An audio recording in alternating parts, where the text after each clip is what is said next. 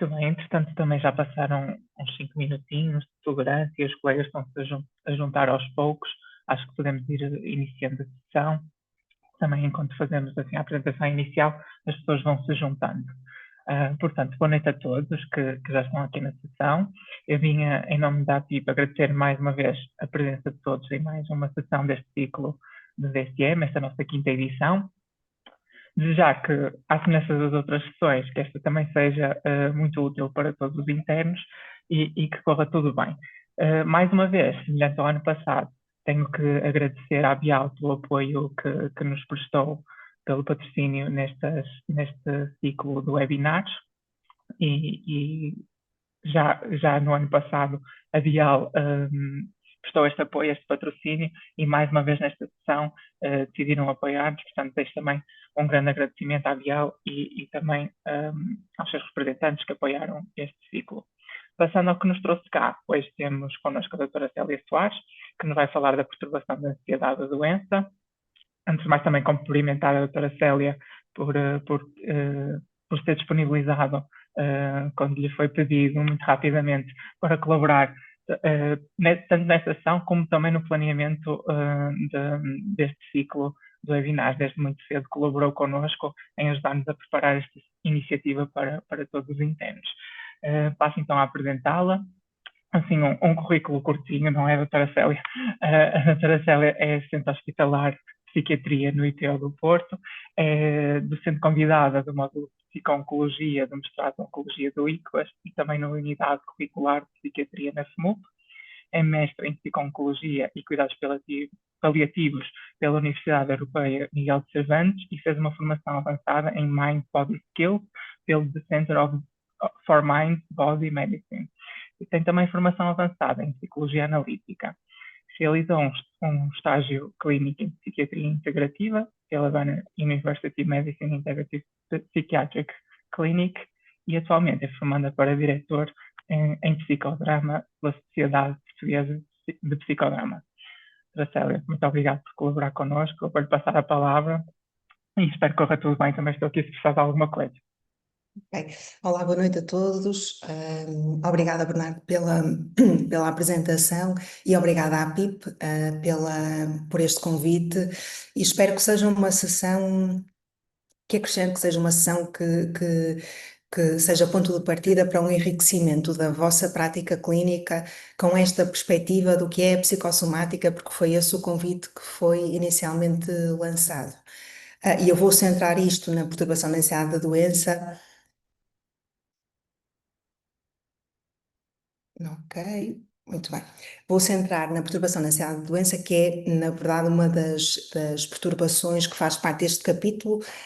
Vocês já conhecem ou já foram falados dos anteriores, e eu vou focar-me neste. Não sem antes fazer assim uma pequenina viagem, este slide é muito denso, mas para vos deixar, como ponto de partida, eventualmente havendo interesse, podem depois investigá-lo. Mas o que é a história da psicossomática, assim resumidamente, há três fases que são importantes retermos, ou seja, há um grande contributo da psicanálise numa fase inicial que tem a ver com o trabalho, que tem a ver com o trabalho destes autores que vos deixei aqui, que vos deixo aqui à direita, no canto superior direito. Posteriormente, uma fase intermédia, em que são sobretudo os estudos sobre a fisiologia e sobre o papel do stress na vulnerabilidade biológica, que tem um papel, e atualmente atualmente é uma abordagem multidisciplinar e integrada que faz sentido e é essa também que tento trazer hoje. Ou seja, no fundo, a neurociência afetiva, ou seja, o nosso enquadramento atual, vai ligar-se um pouco àquilo que seriam os princípios desta não separação entre corpo e mente e é também um modelo vigente numa série de outras culturas. Portanto, esta apresentação é também um desafio, de alguma forma, para pensar de uma forma diferente ou desconstruir alguns dos conceitos que habitualmente nós temos ainda enraizados neste paradigma de separação mente-corpo. Portanto, o que é a perturbação da ansiedade da doença? O que é? É isto, resumidamente, uma preocupação intensa e incapacitante de conter uma doença grave, apesar do exame físico dos meios complementares diagnósticos serem normais. associado a comportamentos de verificação corporal, e eventualmente ruminação sobre a incapacidade ou a morte associada a isso, sendo que os sintomas somáticos são ausentes ou, se presentes, muito ligeiros. E isto é o que vai separar, e à frente vamos ver isso, a perturbação da ansiedade da doença da perturbação de sintomas somáticos, porque inicialmente, aliás, a perturbação da ansiedade da doença entra neste capítulo DSM em 2013. Anteriormente existia a hipocondria e depois ela foi desmembrada entre a perturbação da ansiedade da doença e a perturbação de sintomas somáticos. E há diferenças que eu vou deixar mais à frente. Uma coisa importante que é a perturbação da ansiedade da doença não exclui a presença de uma doença médica objetivada, real, o que pressupõe é que a ansiedade existente seja claramente desproporcionada face à situação. Naturalmente que estes pacientes aparecem primariamente não no psiquiatra, aparecem nos cuidados de saúde primários, cuidados de saúde ambulatórios de outras especialidades e só numa fase posterior, muitas vezes referenciados e com dificuldade, é que chegam ao psiquiatra. Naturalmente, no meu caso, não é que trabalho no contexto de doença oncológica, aqui é um pouco diferente porque trabalhamos dentro desta equipa, mas noutros contextos psiquiátricos penso que será um pouco diferente. Portanto, em termos epidemiológicos, qual é a prevalência da perturbação da ansiedade da doença? Pelo que eu vos dizia há pouco, não é? Nós tínhamos antes a hipocondria e, na verdade, não há uma correspondência. Aliás, apenas 25% das pessoas anteriormente diagnosticadas com hipocondria que encaixam aqui na perturbação da ansiedade da doença. No entanto, daí que seja um pouco difícil perceber exatamente qual é esta prevalência. Ela está estimada num valor muito baixo na população geral, um pouco maior nos cuidados de saúde ambulatórios, e este valor de 0,75. Frequente em adolescentes e tem a ver com o fenómeno da cibercondria, que também vou falar um bocadinho, sem diferenças significativas entre os géneros, com tendência a agravar com a idade, se não existir tratamento, naturalmente, e mais comum em pessoas com fatores de vulnerabilidade para outro tipo de perturbações. Portanto, o que eu vos dizia, as diferenças entre a hipocondria e a perturbação da ansiedade da doença, e as diferenças essenciais são estas, ou eu resumiria desta forma. A hipocondria acaba por ser um termo um pouco mais estigmatizante, e o DSM-5 veio tentar procurar modelos mais integrados no que é integrar elementos da cognição, e aqui nós temos as verificações, temos as cognições associadas dentro do que é o modelo cognitivo-comportamental, que vulnerabiliza para esta doença. Temos a componente emocional, a ansiedade, temos a componente comportamental, é um dos critérios de diagnóstico, é que o comportamento seja também alterado e congruente com esta ansiedade e apreensão, e depois também os fatores somáticos, e isso não existia descrito desta forma na antiga hipocondria. E penso que o essencial é isto. Também já vos falei do desmembramento entre a perturbação da ansiedade de doença e a perturbação de sintomas somáticos. Tem outros fatores que serão mais comuns, estas são as diferenças. Portanto, eu trago uma vinheta e, aliás, eu estruturei esta apresentação com 3 vinhetas no sentido de vocês poderem também, de alguma forma, trabalhar este pensamento crítico no que é a avaliação diagnóstica, no que é depois a intervenção terapêutica e, eventualmente, usar algum tipo de ferramentas no acompanhamento destes casos. Portanto, uma mulher de 35 anos, que foi tratada há um ano atrás por um melanoma, uma filha pequena que tem esta preocupação intensa com a recaída, apesar de avaliações médicas normais. Um caso curioso, caricato, porque esta mulher tinha 3 dermatologistas. E além de todo um trabalho extensíssimo de fotografar lesões diariamente e ir colocando isso em arquivo, fazia também muitas verificações da tatuagem, que era uma tatuagem que ela tinha feito como homenagem à filha, e de onde tinha sido o ponto de partida para o melanoma que lhe foi diagnosticado, esse facto também curioso. E ela consultava 3 dermatologistas em 3 hospitais diferentes para ter a certeza de facto que, eventualmente, algo que escapasse a um deles poderia ser encontrado pelos outros. Mas, de facto, esta jornada é extremamente cansativa e muito associada a uma hipervigilância constante e muito, muito medo, e com muito impacto. Ela tinha até ataques de pânico durante a noite. fez com que uma das dermatologistas a referenciasse para a psiquiatria e é aí que entra, neste caso, a minha avaliação. Uma pergunta, ou seja, a partir desta vinheta seria: nesta situação, vocês consideram que a ansiedade, tendo em conta que se trata de uma doença oncológica numa mulher jovem, com este enquadramento, esta ansiedade é adaptativa ou é desadaptativa? O que é que faz com que nós, perante esta situação, assumamos que há uma desproporção, que há uma desadaptação, ou seja, que há uma perturbação da ansiedade da doença? Portanto, este seria o ponto de partida. O que é que nós fazemos nestas situações? Consultamos os manuais, não é? E, portanto, vamos pensar nos critérios diagnósticos. Existem aqui, existe uma preocupação excessiva em ter uma doença grave? Sim. Existe uma doença grave? Sim. No entanto, e sabemos que não há uma exclusão, há sim, ou o critério é ansiedade desproporcionada, mesmo quando há um risco, e neste caso há um risco de recidiva, naturalmente, e há um risco até de outro tipo de doença oncológica, neste caso tendo em conta a vulnerabilidade genética dela. Portanto, esse critério também se verifica-se a ansiedade e a preocupação excessiva com a saúde, o estado de alarme constante também, a ausência de sintomas somáticos também se verifica, ela não tem qualquer queixa física, era sobretudo a apreensão, tinha somatização, mas era uma somatização ansiosa. Os comportamentos de saúde repetitivos também. Este quadro já tinha uma duração de quase cerca de 1 ano e, de facto, não me parece que haja uma melhor forma de enquadrar isto que não numa perturbação da ansiedade da doença. Neste caso, há dois especificadores que o DSM coloca: a procura de cuidados de saúde e o evitamento de cuidados. Neste caso, era claramente uma procuradora de cuidados. Eu coloquei aqui estas metáforas no sentido de nós compreendermos a perturbação da ansiedade de doença, no que é o que procura cuidados, aquele que evita. Portanto, o que procura os cuidados não suporta a dúvida, que é eu tenho ou não tenho, e vai à procura, não é?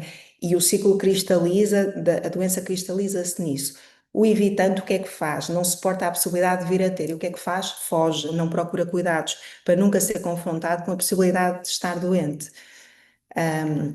Outra das perguntas que colocaria é: faça esta vinheta clínica, qual é o modelo explicativo que vocês acham que melhor se aplicaria a este caso? Isto é, um modelo mais cognitivo, um modelo interpessoal, que fosse aqui procurar perceber que vínculos esta mulher tem, qual é a sua rede e como é que se foi estruturando do ponto de vista relacional, psicodinâmico, ou seja, procuramos aqui eventualmente expressão de conflitos através do sintoma, ou psicossomático, neste caso baseado no modelo da psiconeuroimunologia. Qual é que melhor se aplicaria?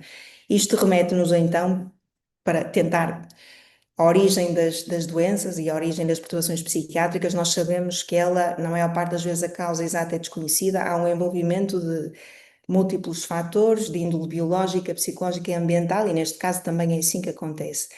Fatores de risco descritos, fatores etiológicos. Claramente, na literatura, há esta referência à hipervigilância às sensações corporais, ou seja, as pessoas que desenvolvem perturbação da ansiedade da doença estão muito desconfortáveis com sensações que outras pessoas considerariam normais, e há uma tendência a interpretá-las de forma catastrófica, atribuindo-lhe esta conotação de doença e de doença grave.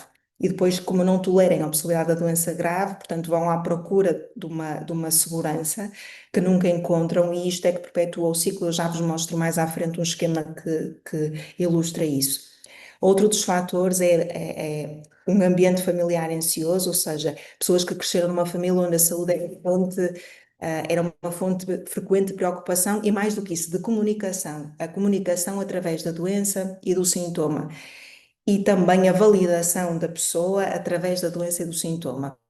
Depois também a presença ou todos os fatores associados à história pessoal de doença grave, e neste caso temos o melanoma, a história familiar de doença grave, também, e neste caso havia na família outras pessoas com doença oncológica. Depois, a presença de uma perturbação de ansiedade prévia, que neste caso não existia em perturbação, existia um traço ansioso prévio. E depois a exposição, e nos últimos anos nós sabemos que isso é de facto um fator muito relevante, que é este consumo constante e a uma velocidade muito grande de informação médica online. Isto também está identificado como fator de risco para esta patologia. Eu dizia-vos então que há um modelo cognitivo-comportamental que é o que principal, ou seja, de forma muito prática, nos permite compreender o que é que acontece aqui. Há processos cognitivos adicionais que estão descritos, um, que são estes que vos coloquei aqui, amplificação somática, ou seja, a tendência a amplificar as sensações e, por sua vez, a entrar em ciclos de hipersensibilização, intrusões do ponto de vista do que é a imagem da doença ou esta ruminação em torno da possibilidade de adoecer, e um viés interpretativo também. Depois, do ponto de vista interpessoal, há esta referência a vínculos inseguros, isto é, a pessoa procura o cuidado através do sintoma e da queixa e procura a sua segurança e também a sua validação afetiva através dos cuidados de saúde. E depois o modelo neurobiológico que tenta integrar isto através dos correlatos neurológicos. O modelo cognitivo-comportamental, o que é que nos diz então? Estas pessoas veem a doença como uma ameaça muito grave e iminente, não é? A qualquer momento eu posso ter um AVC, a qualquer momento eu posso desenvolver um cancro. E depois fazem, ou seja, as sensações corporais normais são interpretadas de forma catastrófica, não é? Uma sensação, uma palpitação, neste caso ela fazia, era quando sentia um pouco de relevo na pele, portanto havia, depois ia verificar, ia procurar, e depois há um viés atencional no sentido de um hiperfoco no corpo. Em princípio nós temos a nossa atenção dividida entre vários focos, aqui há um hiperfoco no corpo, a pessoa está habitualmente focada no que está a sentir no corpo. E há uma intolerância à incerteza, que é eu não posso não saber se tenho ou se não tenho. E é tudo isto, todo este conjunto de características que leva aos comportamentos de manutenção, que é a procura compulsiva por informação, verificação corporal, a procura de que alguém me diga então que não tenho uma doença grave, ou então o contrário, que é o evitamento de cuidados. E há diferenças na abordagem. Primeiro, na forma como estas pessoas nos chegam, que é o evitante de cuidados, em princípio não chega, ou vai chegar em circunstâncias muito diferentes de um procurador de cuidados. E depois a abordagem, a intervenção terapêutica também é diferente nos dois. Para terminar, vocês sabem, não é? O ciclo perpetua-se na medida em que os comportamentos que a pessoa tenta procurar trazem algum alívio. Ou seja, por isso é que existe um reforço deste ciclo que depois se perpetua de forma disfuncional. Outros modelos explicativos, não é? O modelo psicodinâmico traz o sintoma como uma metáfora afetiva. Ou seja, a ansiedade é vista como esta possibilidade de haver um conflito que seja deslocado para o sintoma. E a verdade é que nós sabemos que o corpo, não é, é este espaço de contenção entre o que são as perdas, os lutos, as separações, e pode ter este papel de contentor também do que é a angústia do ponto de vista afetivo. Quem tiver curiosidade depois em explorar um pouco mais isto, o Coimbra de Matos tem muita coisa escrita sobre este modelo aplicado à doença somática. Outro modelo, então, como vos dizia, ou seja, procurar trazer-vos aqui diferentes perspectivas. Esta integração do ponto de vista do que é a psicossomática e a psiconeuroimunologia vai nos trazer o quê? A presença de uma exposição ao stress crónico vulnerabiliza, neste caso, o eixo responsável hipotálamo hipofisário, que depois vai levar a um aumento da cortisol, aumento da inflamação, e isso por si só uma hipersensibilidade, ou seja, pessoas que estão, por exemplo, expostas aos tais ambientes hostis ou a doenças prévias, ficam mais vulneráveis do ponto de vista do que é a presença de um stress constante. E que leva depois, por sua vez, também a outras alterações do que são outros mediadores biológicos, como é o caso da microbiota, etc. Trazer-vos também esta perspectiva. Na prática oncológica, o medo da doença é muitas vezes um medo da ausência de sentido. Isto é algo com que nós disparamos. Aliás, as psicoterapias focadas no sentido têm uma preponderância muito grande neste contexto oncológico, pelo confronto também com a iminência do fim da vida, da morte. E a ansiedade aqui muitas vezes revela outras coisas, revela o quão frágil é a possibilidade da cura, o quão frágil é o corpo, o quão frágil é a vida. Portanto, aqui nós olhamos para a perturbação da ansiedade de doença também com esta lente mais existencial e focada no sentido. E a intervenção terapêutica ambiciosa, não é? Procurará restaurar esta continuidade, ou seja, integrar o que são a respiração do corpo, não é? A respiração mental e esta temporalidade que a doença traz, que é quanto tempo é que eu tenho, como é que eu vivo neste tempo ou neste que pode terminar. E com isto eu finalizo o que era a vinheta 1, dar-vos aqui alguns pontos de discussão depois se quiserem voltar. A vinheta 2 que vos trago é de um homem de 36 anos, designer, que vive há 5 anos. Portanto, quando ele me procurou, isto foi em contexto particular, estava há 5 anos num ciclo contínuo de investigações médicas, com queixas de fadiga extrema, queixas gastrointestinais persistentes e depois, naturalmente, esta ansiedade associada, ou seja, algo grave não estava a ser encontrado. Este homem tinha feito inúmeros estudos, inúmeros especialistas entre Londres, Porto e Lisboa. E tinha já uma acumulação de diagnósticos muito dispares, não é? Fadiga pós-viral, inúmeras intolerâncias alimentares, não é? Que depois tinha a ver com a investigação que ele ia fazer quando não tinha as respostas que procurava. Tinha feito uns estudos na Champalimau sobre síndromes imunitários, e na verdade, eu lembro-me que na altura ele me trouxe um grande, grande ficheiro de informação e analisei tudo aquilo. De facto, não havia propriamente um diagnóstico que este homem tivesse, mas a disfuncionalidade era enormíssima, a ansiedade muito grande, e ele depois vigiava constantemente o corpo, ele era um designer que não estava a trabalhar, não é? Portanto, era altamente disfuncional, a fazer psicoterapia já há bastante tempo, mas depois ele era tão apreensivo em relação a tudo, que também não conseguia tolerar medicação nenhuma e foi muito resistente também numa fase inicial para aquilo que eu tentei mobilizar. Lia compulsivamente sobre todas as doenças, portanto, muitíssimo argumentativo, as consultas sempre muito no nível verbal, cognitivo. Portanto, ele sentia-se exausto, muito ansioso, hiperreativo, e era este então o seu enquadramento geral.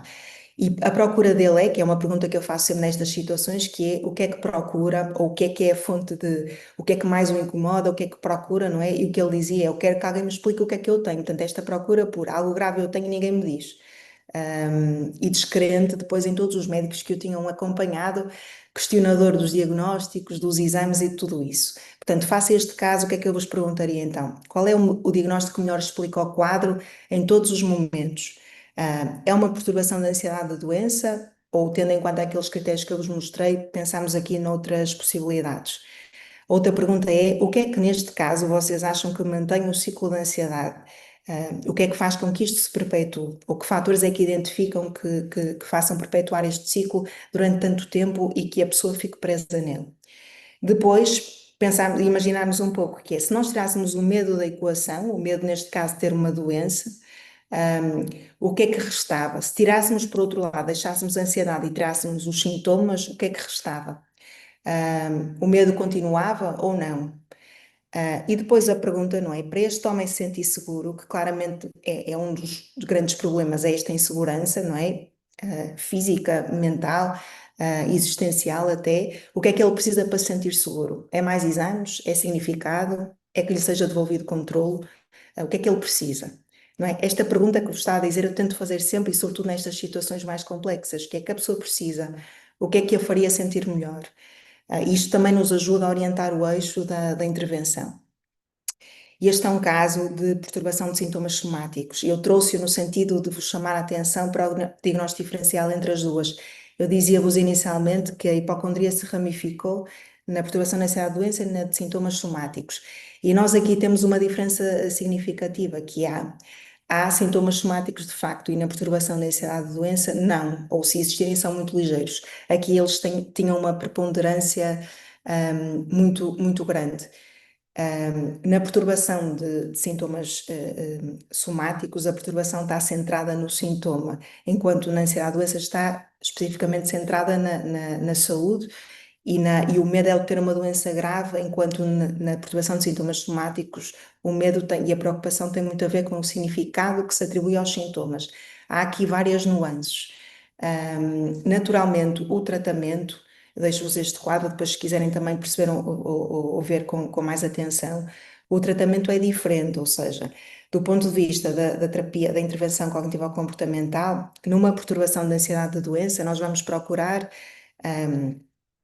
trabalhar a tolerância à incerteza e a redução das verificações, correto? Que é um mecanismo semelhante ao que fazemos numa POC.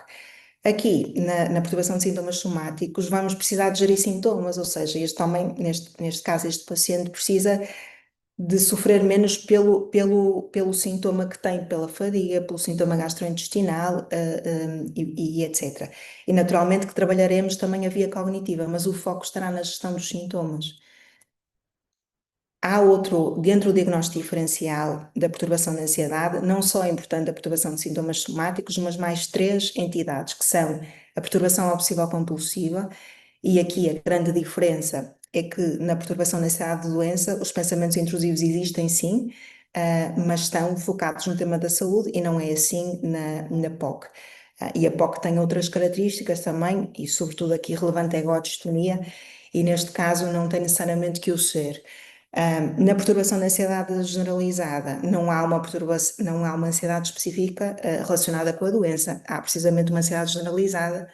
Na perturbação dismórfica corporal, há este hiperfoco no corpo, mas o foco da ansiedade tem a ver com a aparência e não com a doença, e é isto que as distingue. E com isto trago-vos a vinheta, a última vinheta clínica, e esta, não vos vou dizer qual o diagnóstico, que gostaria que pensassem sobre ela à medida que vou falando sobre o caso. Temos uma mulher de 48 anos, que é investigadora, a base dela é psicologia e ela faz a investigação especificamente em psicologia cognitiva, que é um caso interessante porque de facto é uma pessoa que sabe imenso sobre estes mecanismos precisamente associados à ansiedade. Vive sozinha e tem uma longa história de perdas familiares por doença grave, sobretudo dos dois pais, do pai e da mãe, ambos falecidos, e o adoecimento dela acontece, ou de forma com mais gravidade, depois da sua perda. Desde há vários anos, portanto, ela evitou bastante a procura da psiquiatria, portanto, também imensos receios em relação aos médicos e aos psiquiatras neste caso, embora a dada altura posso-vos falar um pouco mais sobre ela, porque é uma paciente que eu já acompanho há vários anos e por quem tenho muito carinho, e que ela diz-me que só vem às minhas consultas porque o psiquiatra não é bem médico.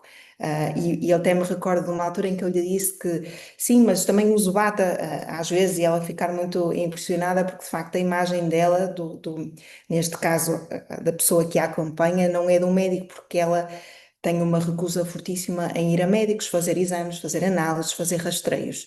Portanto, esta mulher há vários anos, e ela tem 48 anos, tá? Aproxima-se de uma idade que é muito relevante até do ponto de vista de rastreios, e ela recusa qualquer tipo de rastreio. Aliás, entra em litígio com a médica de família, entra em litígio com sempre que alguém lhe pede para fazer alguma coisa, e tem uma série de construtos relacionados com os rastreios, com as análises, com a intervenção médica, e tudo isso. Pois é uma pessoa muitíssimo diferenciada, o que acaba por trazer mais bagagem a isto. Ela, porque é que procurou a consulta então? Ela procurou porque tinha, desde há muitos anos, pensamentos intrusivos sobre ter cancro. Portanto, ela fica com esta preocupação de que pode ter cancro em vários órgãos. E isto assolava mais à noite ao acordar, e tinha um grande impacto no seu dia a dia. Ela tem várias coisas, e uma delas é esta ideia, esta crença de que o corpo é algo sujo, que é algo que ameaça, ou seja, as temáticas são muito no sentido de eu gosto muito da minha cabeça, eu detesto o meu corpo. É muito isso. Com ela, nós temos feito ao longo dos anos um trabalho que é sobretudo não posso dizer que seja análise de sonhos, mas é o que nós combinamos, porque era o lugar onde ela se sentia mais confortável, foi porque ela trazia sempre muita questão onírica, não é? Muitos pesadelos em torno do corpo, muitos pesadelos em torno destas temáticas da doença, e então o trabalho que ela faz, entre consultas, é fazer um registro gráfico dos seus sonhos, é a forma dela integrar também aquilo que surge, e as consultas têm como ponto de partida essas imagens, que ela representa com um estilo bastante próprio. A ansiedade nela surge muito entrelaçada com um padrão de isolamento, sim, e do ponto de vista relacional, um perfeccionismo, um padrão também defensivo, de muito controlo, e a tal vergonha corporal. Portanto, posto isto, vocês já devem ter em mente algum diagnóstico. Trata-se de um caso de uma perturbação da ansiedade da doença, com este especificador do evitamento de cuidados. De facto, verificam-se todos aqueles critérios que eu falei anteriormente. No entanto, isto cresceu imenso porque ela nunca se confrontou com os cuidados médicos, até o sofrimento ser tão grande. Ela, nas primeiras consultas, tinha ideação suicida, relacionada com isto, que é: se eu não me libertar disto, eu não quero viver, portanto, mato-me. E as consultas tinham também esse peso inicialmente. Portanto, para vocês irem refletindo, pensando, quando ela procurar consulta, porque não aguenta mais os pensamentos sobre o cancro, no entanto, diz que evita fazer análise e exames porque tem muito medo. Tem muito medo que os médicos descubram alguma coisa e então prefere não saber. Como é que vocês responderiam aqui? Por um lado, reforçavam a importância de fazer exames, não é? Isto é importante, está numa altura, numa idade sensível, é importante fazer. Validavam o medo que ela possa ter e tentavam explorar porque é que ela evita, qual o significado desse evitamento. Tentariam minimizar os sintomas de ansiedade, focavam-se nos pensamentos intrusivos, deixavam a parte médica para depois. Qual é que vocês acham que fortaleceria mais a aliança terapêutica neste caso? Depois, não é? Quando ela diz que com uma exploração seguinte, se fizer exames, se estiver tudo bem, posso relaxar. Se estiver mal, não aguento. O que é que vocês fariam? Psicoeducavam para o ciclo de ansiedade, evitamento, aquele que vos falei anteriormente, desafiavam assim uma lógica catastrófica, não é? Que isto não diminui nada, apenas prolonga a ansiedade. Trabalhavam a relação do corpo com as emoções, neste caso a vergonha corporal, iam por essa via, ou propunham uma psicofarmacologia no sentido de reduzir a ansiedade e trabalhar depois, antes de mexer no evitamento. O que é que vocês fariam, primeiro? E qual é a abordagem que vocês acham que mais respeitaria a autonomia desta paciente?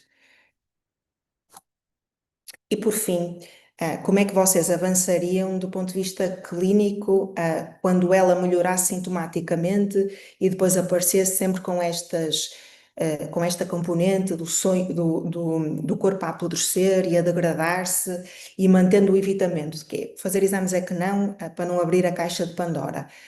Faziam ou tentavam aqui uma abordagem mais psicodinâmica, procuravam uma exposição e reestruturação cognitiva e mecanismos de tolerância à incerteza, trabalhavam mais com objetivos concretos. Agora vai à farmácia, depois faz as análises, depois ou tentavam criar um contrato terapêutico com ela de pequeninos passos, ir monitorizando, reforçando as pequenas mudanças. O que é que vocês fariam, estando ela melhorada, mas continuando com o comportamento de evitamento? Qual seria a intervenção? E depois, o que é o sucesso terapêutico neste subtipo? É reduzir a ansiedade, é reduzir os pensamentos, é aproximá-la dos cuidados de saúde, é uma melhor integração emocional corporal, é melhorar a vida relacional, é o seu funcionamento. O que é que aqui seria o sucesso terapêutico para vocês? Com isto passo para o tratamento, que é a última parte desta apresentação, e então o que é que está preconizado e o que é que a evidência nos diz? Um pilar essencial do tratamento, não só deste, mas foco aqui por ser tão importante, a relação terapêutica e o acompanhamento. Construir uma aliança terapêutica é fundamental e sem isso tudo o resto provavelmente terá mais dificuldade de resultar. Naturalmente que excluímos a doença grave, porque a perturbação da ansiedade da doença é um diagnóstico de exclusão. E depois, cuidadosamente, se possível, a referenciação para dentro, ou a articulação entre os cuidados primários ou cuidados hospitalares, com esta integração na equipa. Porque as pessoas não podem sentir o abandono também se forem procuradores de cuidados, ficarem apenas com o psiquiatra, porque depois sentem que o resto não está a ser valorizado. No entanto, funciona bem se for conjunto acompanhamento. Primeira linha é psicoterapia, maior validação para a terapia cognitivo-comportamental, mas também outros modelos. A terapia baseada no mindfulness, a terapia baseada na aceitação e compromisso. Segunda linha, a farmacoterapia, nomeadamente os SSRIs, SNRIs, os resultados são melhores quando combinados. Nós temos um caso, como vos dizia, de perturbação da ansiedade da doença, o subtipo que evita cuidados. E aqui o foco é diferente, a intervenção terapêutica é diferente.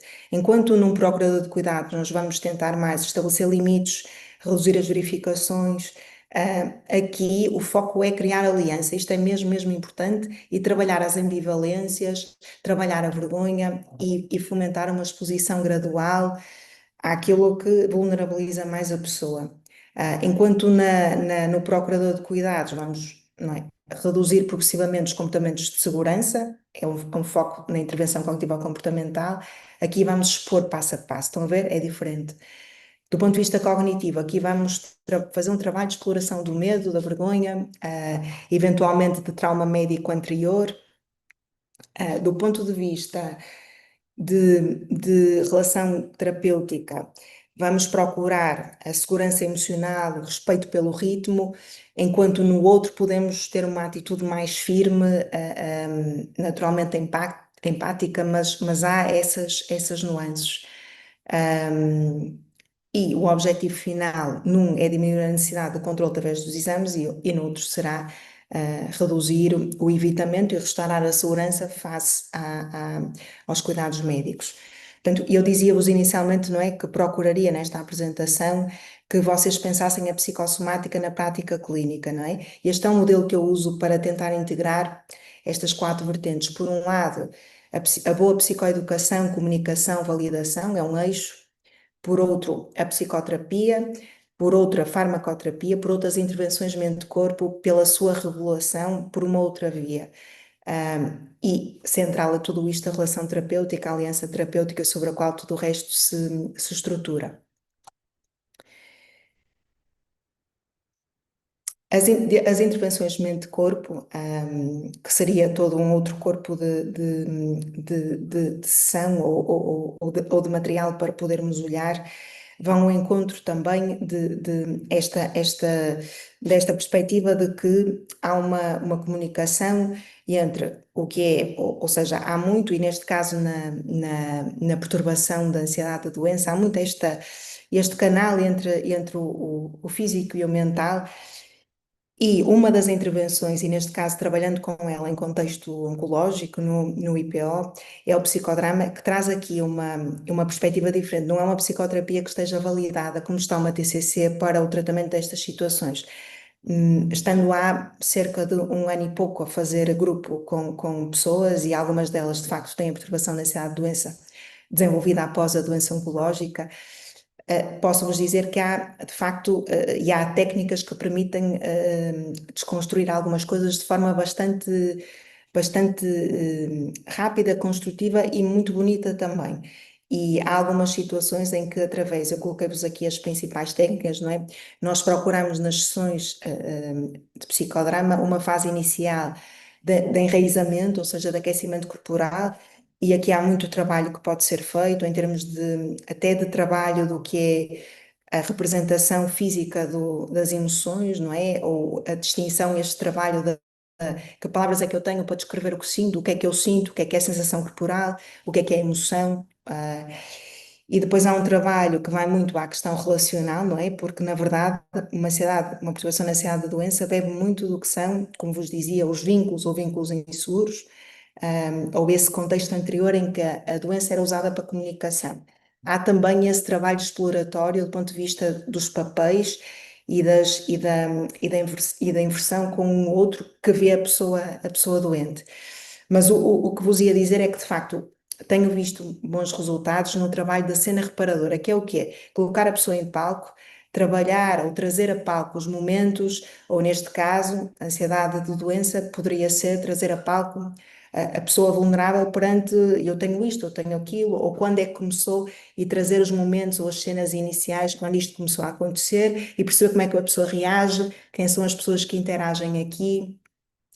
Tentar desmembrar isto de pôr a pessoa em diálogo com a sua própria ansiedade, pôr a pessoa em diálogo com os órgãos que estejam doentes ou a somatizar, e que de facto aqui vê-se muita transformação e também no que são os rituais, isto é, nos momentos-chave e de maior vulnerabilidade, a respiração, a segurança, o gesto, que trazem também uma possibilidade reparadora e catártica muito interessante. Hum, Na perspectiva do psicodrama, a ansiedade é uma energia que está bloqueada, não é? E de alguma forma o que se procura é pô-la em movimento, ou seja, transformá-la dentro da relação e dar-lhe um sentido, não propriamente pará-la, não é? O prognóstico da perturbação da ansiedade da doença melhora naturalmente se o encaminhamento e o tratamento for feito de forma precoce, naturalmente que havendo fatores de cooperação, de abertura do paciente e de fomenta, e de esperança, não é? Que os resultados são melhores. Eu diria que esta cooperação, abertura e esperança não são apenas do lado do paciente, mas também do lado do psiquiatra ou de outros médicos que possam acompanhar. Esta componente é importante, tendo em conta o grande papel da aliança nestas situações. Naturalmente que há situações difíceis e as complicações são significativas e a probabilidade de comorbilidades psiquiátricas também é grande. E muitas vezes de saturação dos outros cuidadores a quem estas pessoas procuram. E finalizando, eu penso que espero estar dentro do tempo, acho que sim. Mensagens e tentando aqui sintetizar o que vos trouxe. Mensagens para síntese ou frases síntese daquilo que vos trouxe. A perturbação da ansiedade da doença é uma perturbação da interpretação da ameaça, não é uma perturbação do sintoma. Percebem aqui?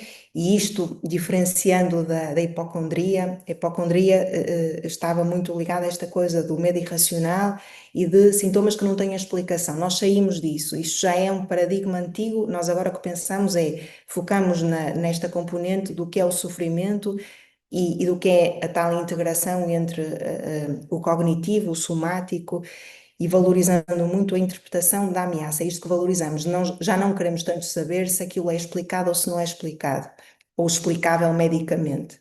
Isso depois também é todo um outro, ou seria toda uma outra sessão. O diagnóstico é clínico e foca sobretudo nisto, que é na desproporção da ansiedade, quer exista ou não exista a doença. O excesso de investigação mantém o ciclo e daí que nos procuradores de cuidados o foco seja reduzir os comportamentos de segurança, procurar que a pessoa restaure a sua segurança de outras formas saudáveis. A relação terapêutica equilibra a validação e a contenção, mais contenção no procurador de cuidados, eu diria talvez mais validação no que evita. A TCC é a primeira linha, no entanto, há outras abordagens e outros modelos que acrescentam e aprofundam o tratamento. Há estes dois subtipos que têm estratégias terapêuticas diferentes. O objetivo será tolerar a incerteza e não eliminá-la, ou tolerar a ansiedade e não eliminá-la, na minha perspectiva. Numa perspectiva talvez mais simbólica ou poética, não é? Estas ideias centrais de que o corpo fala quando a linguagem falha, ou quando algumas possibilidades de linguagem falham, o corpo também fala. E a ansiedade da doença é muitas vezes um medo de perder a continuidade, não é? Uma continuidade física, biológica, simbólica, e isto também pode ser trabalhado e integrado, e a terapia tentará devolver ao corpo a vida, não é? O direito de ser vivido e não apenas vigiado, ou o foco, ou talvez eu diria o sucesso terapêutico poderá ser isso. E posto isto, deixo-vos algumas, para quem tiver curiosidade nestes temas, algumas referências bibliográficas dentro do que é a psicossomática, do que são as mind-body skills, do que é a psicofarmacologia psicodinâmica, do que é o psicodrama, do que é a psicologia analítica e junguiana na vertente do trabalho onírico. E este livro que tem aqui à esquerda, muito interessante para quem quiser entender as questões do trauma e a preponderância também somática, e era isto. Deixo-vos este slide final agradecendo a atenção num dia, não é? Num dia de semana e à noite, bem sei o quanto é difícil. Havendo questões, eu estou disponível para responder. Célia, deixe-me já aproveitar para agradecer a sessão. Assim, do ponto de vista pessoal, devo já dizer que isto foi excelente. Acho que isto esclareceu muitas dúvidas que eu próprio tinha e espero que os colegas sintam o mesmo. Acho que foi uma apresentação mesmo muito completa e que, mais uma vez, do meu ponto de vista, foi mesmo encontrar as expectativas que tinha para esta sessão. Como a doutora Célia disse, temos agora um tempinho para as dúvidas, se alguém tiver força.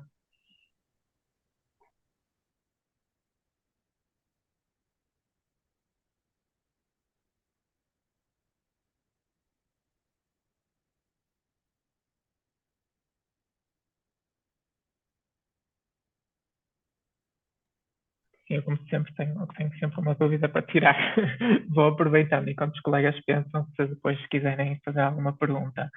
E talvez, É, desculpa, vou só interromper, força, força. não têm que ser dúvidas ou questões, mas se, ou seja, algum comentário de alguma, de se isto vos, ou até, ou se não havendo questões, tento fazer ao contrário, ou seja, se há alguma, se isto que vos falei hoje, se isto ressoa na vossa prática clínica, na fase em questão do internato, se isto é algo que vos tenha inquietado até agora ou ainda não. Pode vir a inquietar, pode não. Mas até vos posso fazer eu a vocês essa pergunta. Desculpa, Bernardo. E eu posso até aproveitar já dizer, eu estava nesta sessão já a pensar em casos que me surgem e acho que é dos casos que eu tenho mais dificuldade em gerir na minha consulta, já tenho um caso, e que mesmo o diagnóstico eu fico sempre um bocadinho na dúvida e acho que esta sessão foi-me ajudar a pôr as coisinhas nas caixas como nós gostamos, diferenciar algumas coisas, principalmente neste diagnóstico diferencial dos sintomas somáticos e da ansiedade na doença, portanto, da minha parte, sim. Dou também a palavra aos colegas para poderem comentar.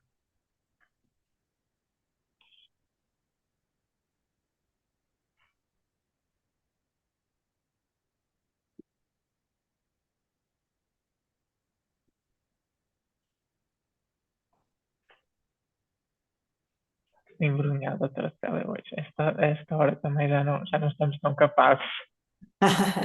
Certo, tudo bem, desde que fique alguma coisa e que isso depois possa ressoar já é importante. E não havendo mais questões ou comentários da minha Eu, parte, eu tenho, eu tenho já uma aí questão já que tem. guardei aqui. Tenho mesmo uma questão, que é, na sua experiência, e não sei se depois há dados disto na literatura, não desconheço, portanto também, se tiver, agradecia.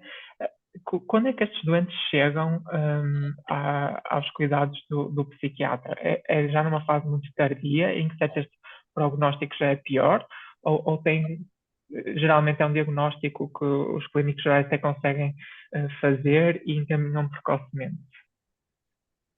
E eu diria, ou seja, talvez eu não vi dados específicos, e eu acho que tem a ver com esta questão que, como este diagnóstico é muito recente, né? 2013, com o DSM-5, não há assim tanta literatura que tenha focado especificamente os dados relativos a isto, ou seja, ou termos, se calhar, uma temporalidade suficiente para perceber quanto tempo é que demoram a chegar, não é? Isso está muito bem descrito na POC, não é?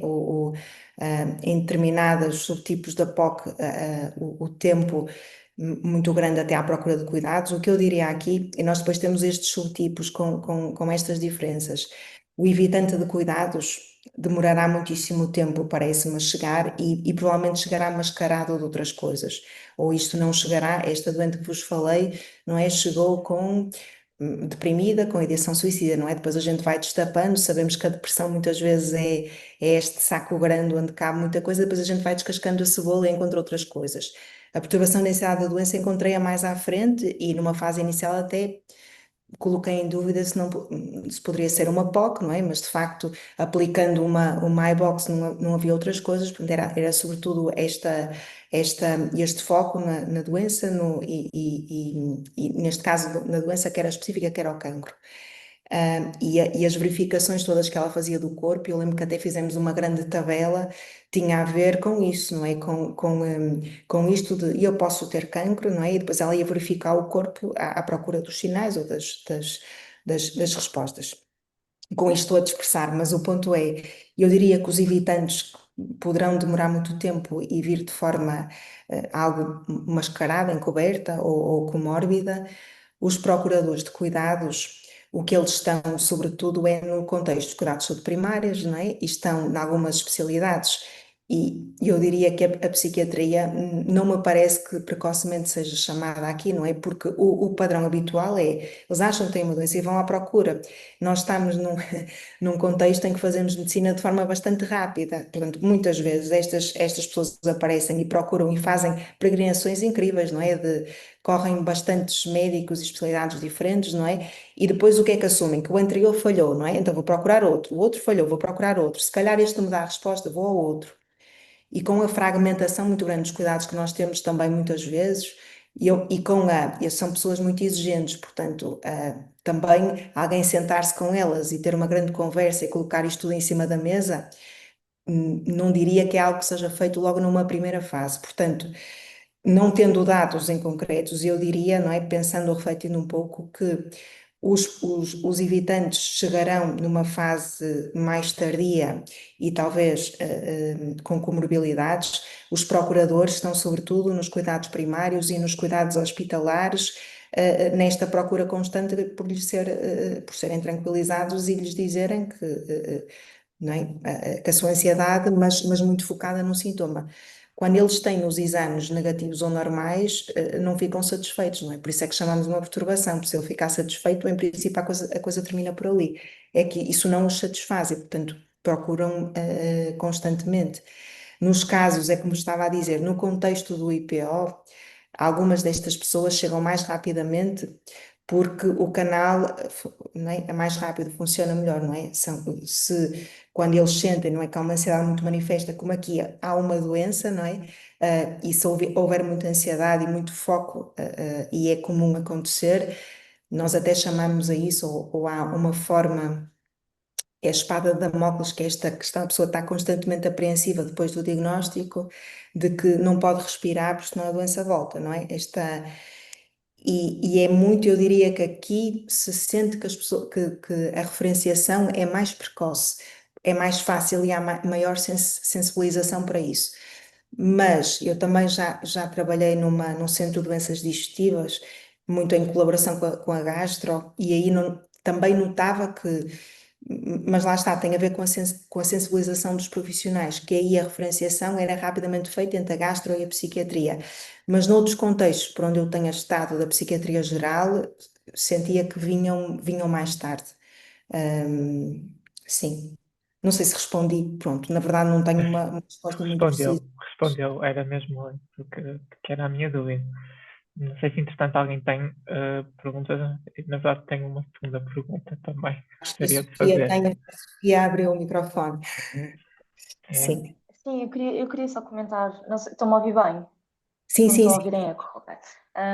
Queria comentar relativamente a um dos casos que falou, aquele da doente, que tinha medo de ter neoplasias em todos os órgãos.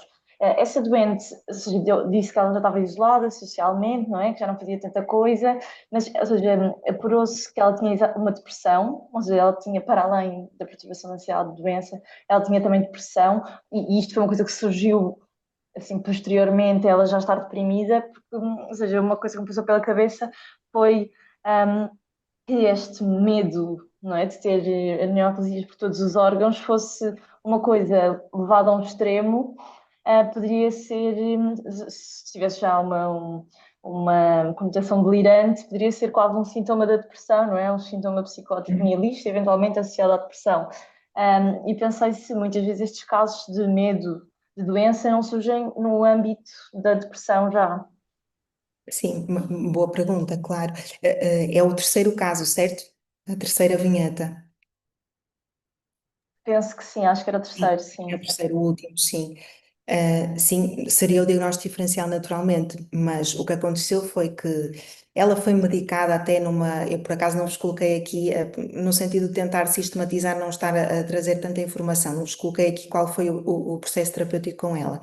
Mas ela de facto acabou por aceitar a medicação e foi medicada.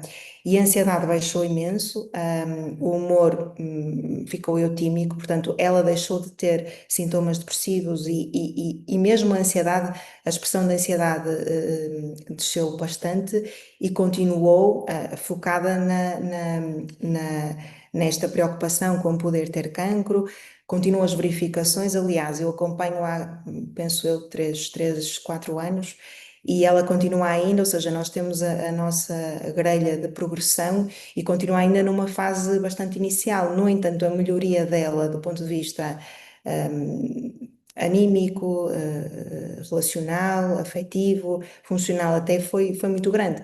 Mas continuamos ainda muito lentamente a progredir aí. Portanto, continua a existir muita preocupação com a possibilidade de poder ter doença, neste caso, cancro, e houve uma melhoria clara do humor. Portanto, a resposta mais simples a isso é melhorou o humor e manteve a ansiedade relacionada com a doença, e melhorando a ansiedade relacionada com a doença, manteve o comportamento de evitamento da procura de cuidados. Portanto, nesse sentido, o diagnóstico é uma perturbação da ansiedade de doença, especificador evitamento de cuidados. Mas naturalmente que nas primeiras consultas, isso foi um diagnóstico colocado em cima da mesa, que pudesse estar uma depressão com sintomas psicóticos, eventualmente um quadro psicótico, até que tivesse esta expressão. Um funcionamento paranoide que depois tivesse expresso, ou do qual tivesse emergido também uma doença psicótica. Portanto, tudo isso foram diagnósticos, depois à medida que as coisas foram, e por isso, muitas vezes, naturalmente, que nós, não é, queremos, às vezes, uma primeira avaliação, não é, diagnóstico diferencial, e ter logo, não é, colocar logo nas tais caixinhas. Às vezes isso não pode ser feito logo, temos que dar tempo por este efeito do descascar a cebola, não é? Às vezes não aparece logo tudo. E por isso, não é? E mesmo o DSM mostra isso, que é o diagnóstico que melhor explica, não é? Considerando tudo o resto. E isto às vezes implica algum tempo para nós percebermos o que é que mexe, não é? Claro, às vezes nós queremos as coisas rápido, não é? Queremos os diagnósticos rápido e achamos que já percebemos tudo na primeira consulta e depois vem a subsequente e é tipo, calma, afinal não percebi nada. E as coisas vão se montando. Muito obrigada. Obrigada eu pela pergunta. Não sei se mais alguém quer fazer alguma pergunta.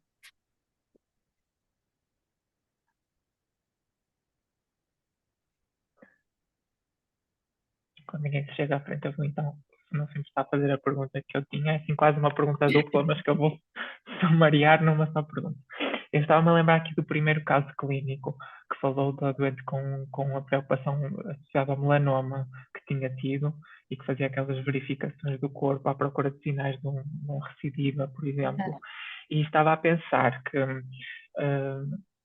se nesse tipo de casos, ou principalmente pessoas que até nem têm uma história assim de uma doença grave, muito evidente, ou na família, se a preocupação com, de doença tende a mudar. Por exemplo, neste último caso era uma preocupação com poder ter cancro, e até eram vários cancros, portanto, nesse sentido podemos dizer até já que sim, mas se depois poderia ter uma preocupação de uma doença respiratória, depois uma preocupação com uma doença neurodegenerativa, assim, ir mudando o perfil da preocupação e se também mudaria um bocadinho o perfil da procura dos cuidados de saúde de um doente que a certo momento era evitante, poderia passar a ser um procurador, ou se até um doente procurador poderia passar a ser evitante, isso também acontece. Uhum. Ok. Ora, então em relação à primeira pergunta, não é? Se pode haver um polimorfismo no fundo, ou seja, no conteúdo, no fundo é isso, ou seja, se o conteúdo ou que a pessoa traz se pode modificar ao longo do tempo ou se tem que ter sempre relação com não sei se percebi exatamente, ou seja, se tem a ver com. Porque eu, por acaso, na primeira pessoa, assim, a do melanoma e que tinha uma ansiedade focada no receio da recaída, ela tinha história familiar de cancro da mama. Na última que vos falei, ela tinha, eu talvez não tenha dito isso, ou tenha sido o meu lapso, mas ela tinha, um dos progenitores tinha tido cancro, o outro Parkinson, e depois tinha acabado por falecer por outra intercorrência, não tinham sido os dois cancros. Mas de facto ela tinha, é curioso isto, eu de facto não tenho uma resposta, isto é, para o conteúdo, em algumas situações nós percebemos bem, não é? A pessoa, quando há uma doença prévia, desenvolve uma ansiedade relacionada com essa doença anterior, aí é fácil perceber. Agora, porque é que noutras situações a expressão é aquela, é mais difícil. Aí, de facto, alguns estudos da psicossomática, da psicanálise foram à procura disso, que é porque é que a doença se manifesta neste órgão, qual é o símbolo que tem, não é? Ou porque é que foi aqui e não no outro.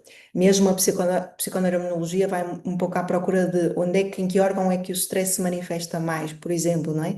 Há aqui esta procura, mas eu confesso que não sei responder a isso, ou seja, dizer se o que é que pode explicar sempre esse conteúdo. Eu acho que aí diria que é um pouco como na POC, não é?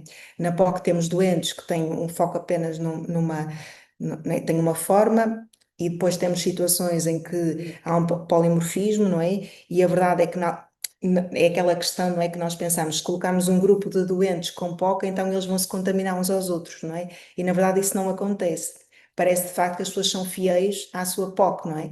Não se deixam contaminar, não é por o outro ter receio disto que a pessoa também fica contaminada. Portanto, parece haver aqui outros fatores. Quais é que eles são? Serão variados, mas honestamente não sei dizer. Da minha experiência, é isso.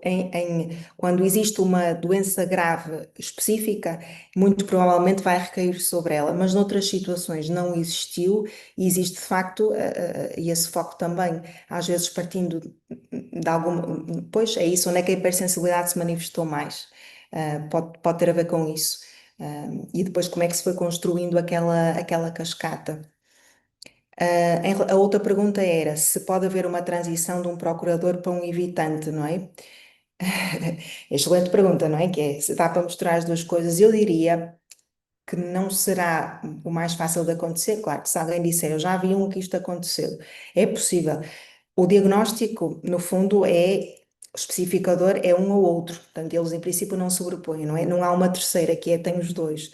Portanto, a literatura não mostra que possam coexistir os dois. E eu diria também, pelas diferenças, que não me parece que, porque é tão específico aquilo que pode vulnerabilizar para um evitamento daquilo que vulnerabiliza para uma procura, é aquilo que eu vos mostrava, não é? A metáfora básica. Enquanto um está sempre à procura de ter segurança, não é? O outro não aguenta a possibilidade de ter a doença. São tão diferentes que não parece muito possível que haja uma transição de um para o outro. E depois há muitas questões da vergonha, da humilhação, da desilusão também com os cuidados, ou seja, estes construtos que um procurador não tem, não é? O procurador procura sempre, não é? E as pessoas mandam-no embora e ele volta. E se o mandam embora é porque não viu bem, mas nunca assume, não é? É construído de forma diferente. Obrigado. Não sei se mais alguém quer aproveitar então para fazer perguntas. Acho que também não temos nada no chat. Não. Se mais ninguém tiver então nenhuma dúvida ou comentário a acrescentar aqui à sessão, resta-me agradecer a todos pela presença em mais uma sessão do DSM. Agradecer também mais uma vez à Bial que nos apoiou neste ciclo do DSM e, claro, um agradecimento especial para a Célia por ter colaborado connosco, ter feito esta apresentação tão bem estruturada e tão esclarecedora. Muito obrigado, doutora Célia. Esta foi a nossa última sessão deste ciclo do DSM. Eu estou bastante satisfeita e a APIF está muito satisfeita com o resultado. Temos também recebido feedback muito positivo dos colegas e de facto a adesão foi bastante positiva. Espero que tenha sido muito útil para todos e voltaremos para o ano com mais uma edição, mais um novo ciclo que depois vamos divulgar quando for o tempo. Obrigado a todos e boa noite. Boa noite. Obrigada. Boa noite.